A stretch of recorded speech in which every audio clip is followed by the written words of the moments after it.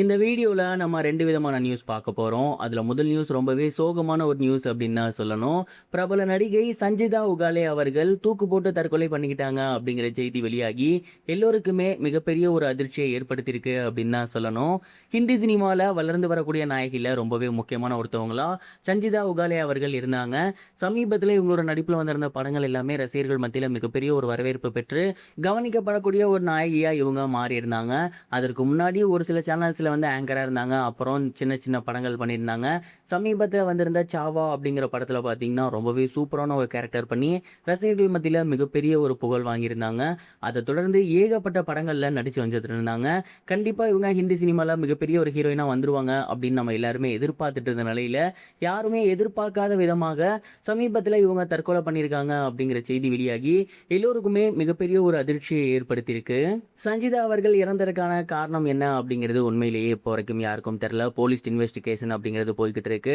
அவங்களுக்கு ஷூட்டிங் ஸ்பாட்ல யாரும் தொல்லை கொடுத்துருந்தாங்களா, இல்லை வேற ஏதாவது பிரச்சனை இருந்துச்சா, லவ் பண்ணியிருந்தாங்களா, இல்லை வேற யாரும் மிரட்டியிருக்காங்களா அப்படிங்கிற மாதிரி ஏகப்பட்ட கோணங்களில் வந்து போலீஸார் இப்போ விசாரணை பண்ணிட்டு இருக்காங்க.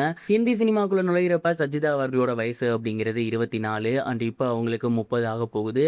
இந்த ஒரு நிலையில நல்ல பிரபலமாகக்கூடிய ஒரு டைம்ல அவங்க தூக்கு போட்டு தற்கொலை பண்ணியிருக்குது அப்படிங்கிறது எல்லோருக்குமே மிகப்பெரிய ஒரு ஷாக்கிங் ஏற்படுத்தியிருக்கு. தொடர்ந்து ரசிகர்கள் அவருக்கு தங்களோட கண்டோலன்ஸை பதிவிட்டு வந்துட்டு இருக்காங்க. இது ஒரு புறம் இருக்க, ஆக்டர் ரம்யா கிருஷ்ணன் சிவகார்த்திகேயனுக்கு அம்மாவா நடிக்க போறாங்க அப்படிங்கிற செய்தி வெளியாகி எல்லோருக்குமே மிகப்பெரிய ஒரு ஷாக்கிங் கொடுத்துருக்கு அப்படின்னு நான் சொல்லணும். சிபி சக்கரவர்த்தி அவர்களுடைய இயக்கத்தில் சிவகார்த்திகேயன் அவர்கள் கூடிய சீக்கிரமே ஒரு படம் பண்ண போறாராமா. அண்ட் இந்த ஒரு படம் அப்படிங்கிறது ரொம்ப ரொம்ப த்ரில்லராக இருக்க போகுது அப்படிங்கிற மாதிரி சொல்லியிருந்திருக்காங்க. அண்ட் இந்த படத்துக்கான கேஸ்டிங் இப்போ போய்கிட்டு இருக்கு. அதில் சிவகார்த்திகேயன் அவர்களுக்கு ஜோடியாக ராஷ்மிகா மந்தனா அவர்கள் இருக்க போறாங்களாமா. மேலும் சிவகார்த்திகேயன் அவர்களுக்கு அம்மாவாக இவங்க நடிக்க போறாங்க, அதாவது ரம்யா கிருஷ்ணன் நடிக்க போறாங்க அப்படிங்கிற மாதிரி சொல்லியிருக்காங்க.